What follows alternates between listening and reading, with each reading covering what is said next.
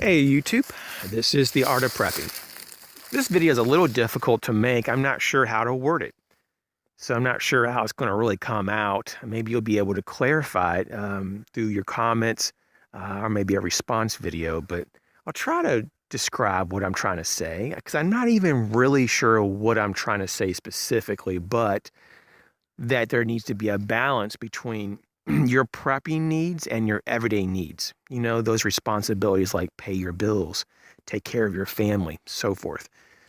So prepping is part of your daily lifestyle, but there is a divide. You know, there are things that do come as a priority, like paying your mortgage and your electric bill.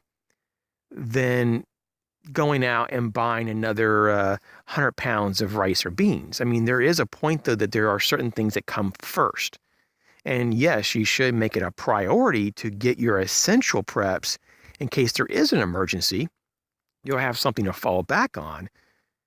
But there doesn't need to be this rat race constantly and this pressure to get everything done in a few weeks or even a few months. And this stuff can take years. And it's okay if it takes years. That's typically how it is. I mean, most people don't have resources to do everything even in the first year, including myself. It took me many years. I think at least 5 years to even get like about 90% there.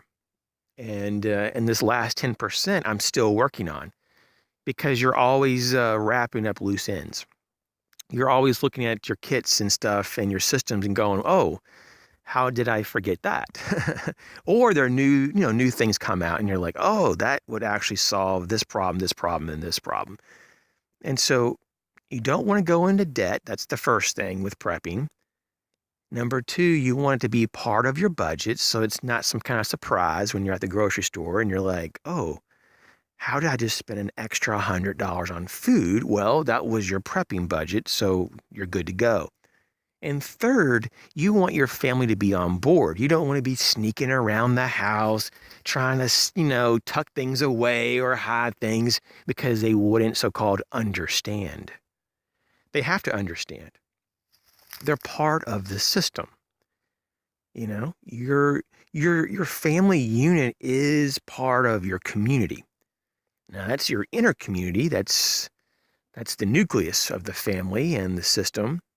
And hopefully maybe your friends and other family members and neighbors would be your outer ring. But ultimately, though, you need to do this together.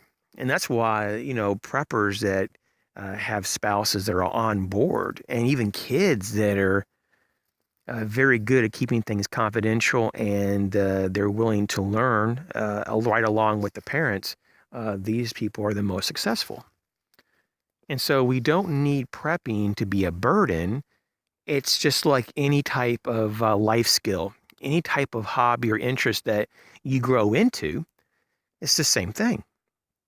And so over the years, you'll gain lots of capability that actually can't just magically appear because there are certain skills and knowledge that you actually have to live it and you have to practice it and you have to approach it from different angles to even understand it and to master it. So it's not something that you can just be handed or purchase the lifestyle of prepping. And so that's all that I wanted to say. You may want to be able to, add more to this, but don't go into debt and to be mindful of the whole reason why you prep, because you don't want your preps to actually cause you to have a crisis, especially a financial one, or, some type of relationship conflict because the other person just doesn't understand. It needs to be something that actually brings people together and creates the redundancy and the capabilities to help keep the family together instead of breaking it up. So with anything that we do in terms of our decision making, it needs to be calculated and planned, and no impulse buying. And through that, we'll be able to get further longer term, and there'll be less obstacles because we don't want the outside influences to dictate what we actually do with our life. We want to do things purposefully because without that, then we're very gullible and to things that are not sometimes going to meet our needs. And you know what meets your needs. I don't.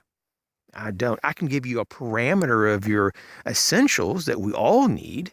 You know, we all need that ability to have shelter, fire, some type of warmth, especially if it's cold, water, food, basic first aid, maybe some trauma, depending on the situation, and so forth. There's a few more that are more, just essential, and that's pretty much it. Everything else is extra that gives you that extra capability to survive and overcome challenges, such as certain tools and so forth. But some things are just more important than others, just like in prepping, that lifestyle.